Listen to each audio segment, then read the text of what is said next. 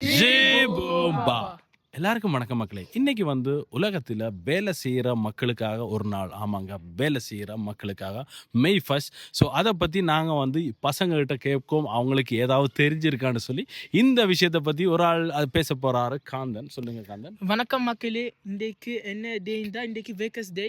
எல்லா வேலை செய்கிற ஆக்களுக்கும் ரெஸ்பெக்ட் கொடுக்கணும். ஏன்டா அவை வேலை செய்யணும். அப்பண்டா அவைக்கு ரெஸ்பெக்ட் கொடுக்கணும்.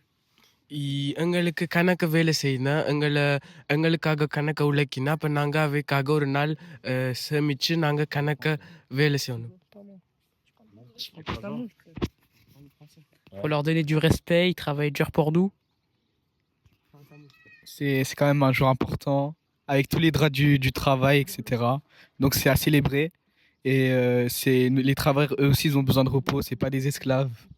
Et voilà.